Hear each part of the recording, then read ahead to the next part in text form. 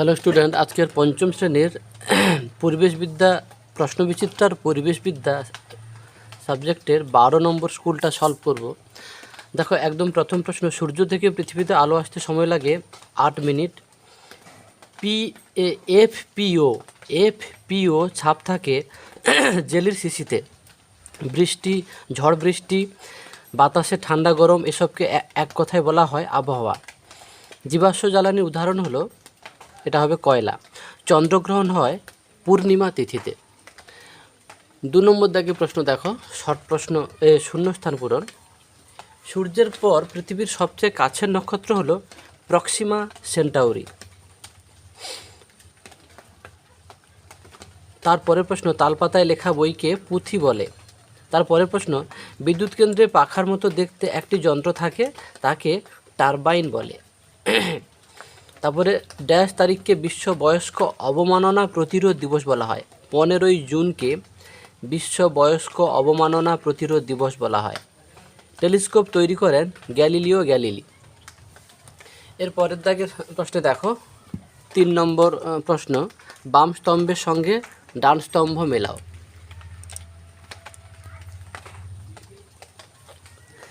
দেখো, পথের পাঁচালী, এটা হবে বিভূতিভূষণ বন্দ্যোপাধ্যায়।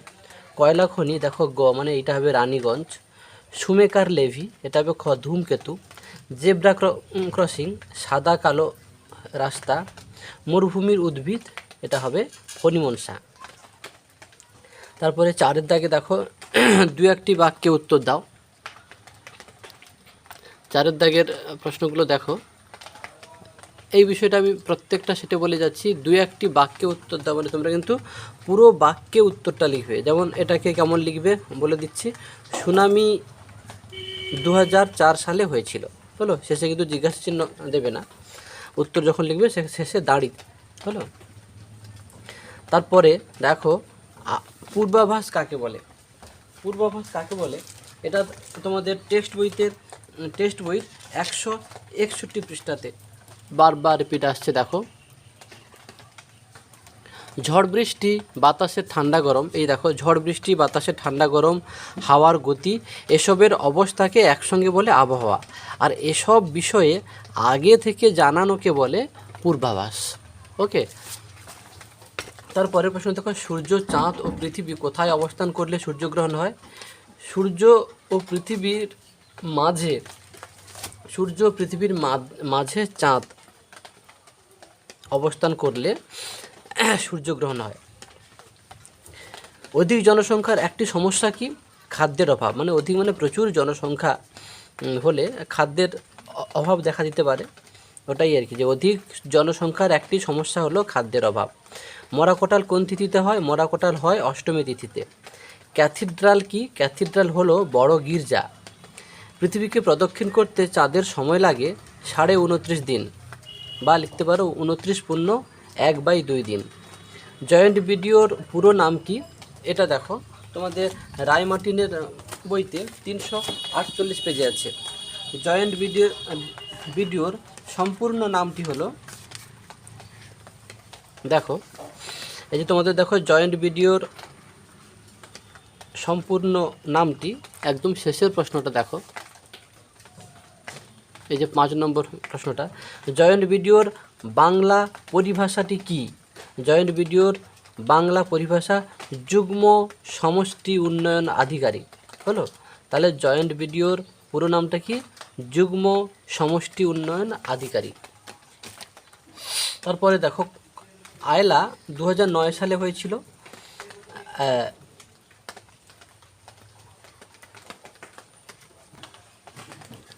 তারপরের প্রশ্ন দেখো, কত সালে হাওড়া থেকে হুগলি পর্যন্ত ট্রেন চালু হয়? 1854 সালে হাওড়া থেকে হুগলি পর্যন্ত ট্রেন চালু হয়। পানসি কাকে বলে? হালকা ডিঙি নৌকাকে পানসি বলে। তারপরে দেখো 5 নম্বর দাগে একদম প্রথম প্রশ্ন দেখো, হরপ্পা বান, এটা তোমাদের রায়মার্টিন বইতে প্রচুরবার রিপিট এসছে। হরপ্পা বান কাকে বলে? দেখো রায়মার্টিনের 301 নম্বর পৃষ্ঠাতে দেখো, এই যে হরপ্পা বান। পার্বত্য অঞ্চলের নদীগুলি নুড়ি পাথর জমে অগভীর হয়ে গেছে, ফলে হঠাৎ প্রচুর বৃষ্টি হলে নদী অত জল বয়ে নিয়ে যেতে পারে না। তখন নদীর দুকুল ছাপিয়ে বিশাল জলপ্রবাহ সব কিছু ধুয়ে নিয়ে নিচের দিকে নামতে থাকে, একে হড়পা বান বলে। তারপরে দেখো 2 নম্বর, শিশুদের 4টি অধিকার। শিশুদের 4টি অধিকার, এটা তোমাদের দেখো, এটাও বারবার টেক্সট বইতে রিপিট এসছে। শিশুদের 4টি অধিকার হলো, তোমরা এগুলো পয়েন্ট দিয়েই লিখবে। আমি বারবার প্রত্যেকটা ভিডিওতে বলে যাচ্ছি, কেননা তোমরা পয়েন্ট দিয়ে লেখা অভ্যেস করনি। এই দেখো, এভাবেই লিখবে যে শিশুদের কয়েকটি অধিকার হলো: 1 নম্বর দিয়ে বেঁচে থাকা, 2 নম্বর দিয়ে খাদ্য ও পানীয় জল পাওয়া, 3 নম্বর পয়েন্ট দিয়ে স্বাস্থ্য ভালো রাখা, অসুখ হলে চিকিৎসা পাওয়া, 4 নম্বর পয়েন্ট দিয়ে অবৈতনিক ও বাধ্যতামূলক শিক্ষা লাভ। হলো এরকম 4-5টা করে দেবে, বলে শেষে ইত্যাদি লিখে দেবে। তারপরে দেখো, মানুষ বাঘ মারত কেন? এটা মানুষ অরিজিনালি বাঘ মারত নিজেকে বাঁচানোর জন্য, এটাই হয় স্বাভাবিক উত্তর। তো এইগুলোকে মোটামুটি বানিয়ে তোমরা লিখে দেবে। দেখো রায়মার্টিনের এই যে 237 পেজ, মানুষ বাঘ মারত কেন? বাঘের আক্রমণ থেকে নিজেকে এবং অন্যান্যদের বাঁচাতে মানুষ বাঘ মারত। আর আবার অনেকে বাঘের চামড়া দেওয়ালে টাঙানোর জন্য বাঘ মারত। হলো, তবে বন্দুক দিয়ে বাঘ মেরে সেই ছবি ঘরে টাঙিয়ে রাখতো নিজের বীরত্ব দেখানোর জন্য। হলো, এই 3টে লাইন মোটামুটি লিখবে। যদি সমস্যা হয় 2টো লাইন লিখবে, যেহেতু 2 নম্বর আছে 2টো লাইন লিখলে হবে। যদি 3 নম্বর থাকে 3টে লাইন কিন্তু লিখতেই হবে। তোমরা সবসময় মাথায় রাখবে এটা, যত নম্বর থাকবে তত লাইন লেখা কিন্তু জরুরি। তারপরে দেখো, আগেকার দিনে রাজারা বনের হাতিকে গুরুত্ব দিত কেন? আগেকার দিনে রাজারা বনের হাতিকে গুরুত্ব দিত, তার মেন কারণ দেখো, এই যে রায়মার্টিনের 228 পেজে দেখো, আগেকার দিনে রাজাদের কাছে হাতি বনের গুরুত্ব ছিল কেন? হাতি রাজার সেনাবাহিনীতে কাজে লাগতো, আর হাতি যুদ্ধের কাজে ব্যবহার হতো। তাছাড়া এই বন থেকে অনেক মূল্যবান কাঠও পাওয়া যেত। ক্লিয়ার? তাহলে এই প্রশ্নটা নতুন দেখলাম, এটা তোমরা কয়েকবার করে কিন্তু পড়ে নেবে। ওকে, তারপরের প্রশ্ন দেখো, গৌণ জোয়ারের 12 ঘন্টা 26 মিনিট পরে কেন মুখ্য জোয়ার হয়? গৌণ জোয়ারের 12 ঘন্টা 26 মিনিট পরে কেন মুখ্য জোয়ার হয়? এটা দেখো রায়মার্টিনের তোমাদের 325 পেজে আছে। দেখো এটাও কিন্তু নতুন প্রশ্ন। মুখ্য জোয়ারে 12 ঘন্টা 26 মিনিট পর গৌণ জোয়ার হয় কেন, এই প্রশ্নটাই। ওকে, এটা একটু বড় আছে, তোমরা কিন্তু ভালো করে মুখস্থ করবে, তার কারণ পরীক্ষাতে আসার সম্ভাবনা অবশ্যই প্রবল হতে পারে। এটা সবচেয়ে কম বার দেখলাম, কিন্তু তোমরা এটাকে খাতায় তুলে নেবে। যাদের রায়মার্টিন নেই তারা কিন্তু খাতায় তুলে নেবে। ওকে, তারপরের প্রশ্নটা দেখো, সপ্তমী অষ্টমী তিথিতে জোয়ারের জল বেশি ওঠে না, এই জোয়ারকে কি বলে? এটা তোমাদের রায়মার্টিনের বইতে 324 পেজে আছে। দেখো সপ্তমী অষ্টমী তিথিতে জোয়ারের জল বেশি ওঠে না, এই জোয়ারকে বলে মোরা কটাল। হলো, যেহেতু এটা 2 নম্বর আছে, তোমরা যদি সময় পাও তোমাদের রায়মার্টিনের 324 পেজে এই মোরা কটাল কাকে বলে এটা পুরোটা লিখে দেবে। হলো, কৃষ্ণ শুক্লপক্ষের অষ্টমী তিথিতে পৃথিবীর সঙ্গে চাঁদ ও সূর্যের সমকোণে অবস্থানের ফলে যে কম প্রাবল্যের জোয়ার সৃষ্টি হয় তাকে মোরা কটাল বলে। ওকে, তাহলে লাস্ট দাগ দেখো,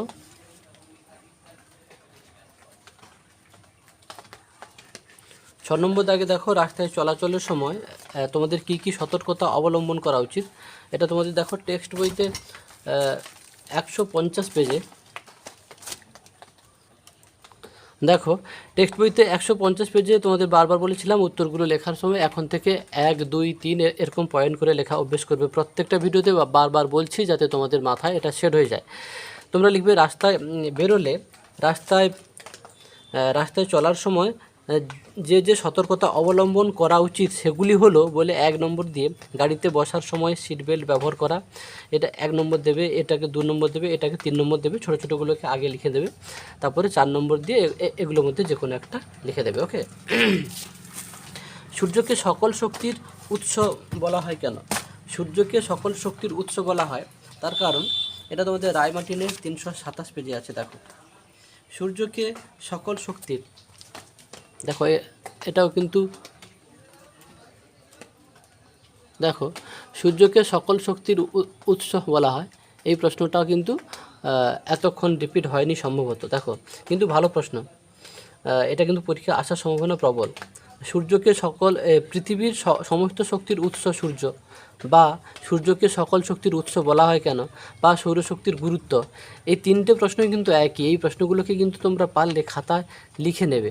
এই প্রশ্নগুলো যখন তুলবে এরকম করে লিখবে যে সূর্যকে সকল শক্তির উৎস বলা হয় কেন, অথবা বলে লিখবে সৌরশক্তির গুরুত্ব লেখো, অথবা বলে লিখবে পৃথিবীতে সমস্ত শক্তির উৎস সূর্য কেন।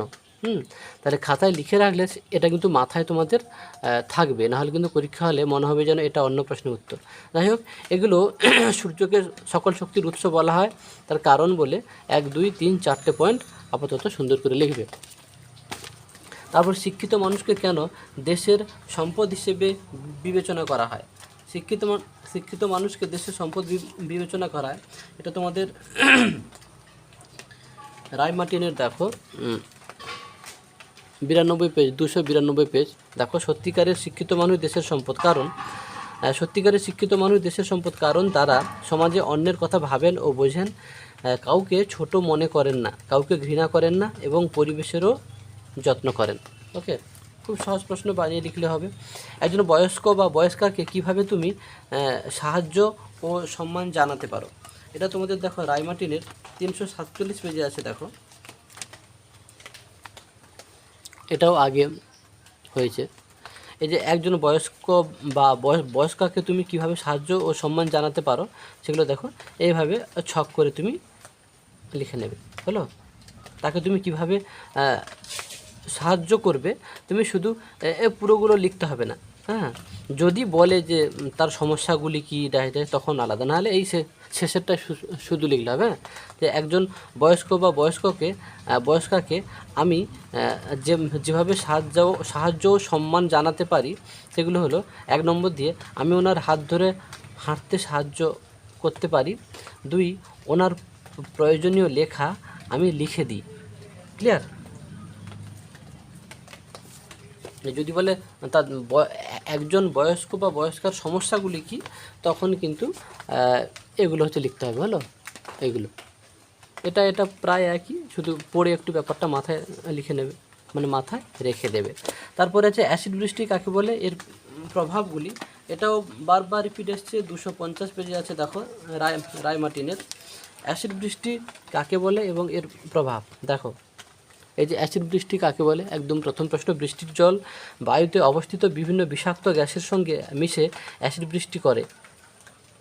বৃষ্টি করে ভূপৃষ্ঠে ঝরে পড়ে, একে অ্যাসিড বৃষ্টি বা অম্ল বৃষ্টি বলে। বিষয়টা মাথায় রাখবে, অ্যাসিড বৃষ্টি এবং অম্ল বৃষ্টি এই দুটো কথাই কিন্তু একই।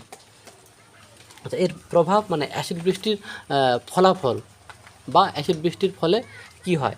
অ্যাসিড বৃষ্টির প্রভাবগুলি হলো, 1 নম্বর পয়েন্ট দেবে, সবসময় যেগুলো পয়েন্ট দিয়ে লেখা আছে পয়েন্ট দিয়ে লিখবেই, তাহলে ভালো নম্বর দেবে মাস্টার। মানুষের ত্বকের রোগ দেখা দেয়, 2 চুনাপাথর বা মার্বেল দিয়ে তৈরি সৌধ বা স্থাপত্যের ক্ষয় হয়, উজ্জ্বলতা হ্রাস পায়, স্টোন ক্যান্সার দেখা যায়।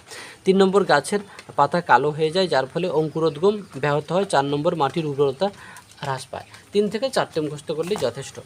তারপরে দেখো, জলচক্র কাকে বলে, এর চিত্র অঙ্কন করো, প্রচুরবার এসছে। দেখো, জলচক্র বলতে কি বোঝো, একদম নিচে দেখো, জলচক্র কাকে বলে তোমাকে কিন্তু এখান থেকে এতদূর পুরোটা লিখতে হবে। হলো, এটাকে বারবার পড়বে, দেখবে গল্পের মতো হয়ে যাবে। তো ভালো নম্বর পেতে হলে কিন্তু তোমাকে একটা প্রশ্নকে 2-3 বার পড়ে তুমি আলতু ফালতু বানিয়ে লিখলে কিন্তু ভালো নম্বর দেবে না। অত ভালো নম্বর পেতে হলে সঠিক প্রত্যেকটা উত্তরে সঠিক তথ্য দিয়ে খাতাকে সুন্দরভাবে ফ্রেশ করতে হবে। আচ্ছা, কাকে বলে এটা লিখবে, তারপরে এইটা চিত্রটা এইটা আঁকবে। হলো, যেহেতু এটা দুটোই চেয়েছে তবে দুটোই লিখবে, যদি বলে শুধু চিত্র তাহলে শুধু এইটা করতে। ওকে, তাহলে এর পরের কিন্তু আমরা পরের ভিডিওতে যাব, 13 নম্বর স্কুল সলভ করব আমরা। এরপরে 14 নম্বর স্কুলটা শুধু হচ্ছে করে দেব, আর তোমাদের আশা করি করতে হবে না। আর 14 পর থেকে যতগুলো স্কুল আছে সবগুলো স্কুলকে আমরা একটা ভিডিওতে আমরা শুধু শর্ট প্রশ্নগুলো সলভ করে ছেড়ে দেব। ওকে, এতটুকুই করলে আশা করি তোমরা প্রত্যেকে যে স্কুলেই পড়ো পরিবেশ বিদ্যাতে সম্পূর্ণ নম্বর মানে 50-এর 50 অবশ্যই পাবে, যদি সমস্ত প্রশ্ন সঠিক উত্তর দিয়ে আসো এবং বড় বড় প্রশ্নগুলো এই যে চিত্র অঙ্কন, সূর্যগ্রহণ, তারপরে এই যে জলচক্র, অনেকগুলো চিত্র আরও আছে এবং অনেক বড় বড় প্রশ্নগুলো আছে যেগুলো পয়েন্ট দিয়ে যদি লেখো এবং সঠিকভাবে উত্তরগুলো যদি লেখো, অত্যাধিক বানিয়ে আলতু ফালতু লিখলে কিন্তু মাস্টার পুরো নম্বর দেবে না। অথবা যদি 50-এর 50 পাওয়ার কারোর স্বপ্ন থাকে তাহলে কিন্তু তোমরা প্রত্যেকটা উত্তরকে খুঁটিয়ে খুঁটিয়ে পড়বে এবং বারবার বড় প্রশ্নগুলো মুখস্থ করে খাতায় না দেখে লিখবে। এখন থেকে তো কমপ্লিট করে দিলাম, এখন থেকে এখনও সামনে 2 মাস আরও আছে। যদি ঠিকঠাক পরিশ্রম করো, প্র্যাকটিস করো, তাহলে কিন্তু 50-এর 50 পাবেই।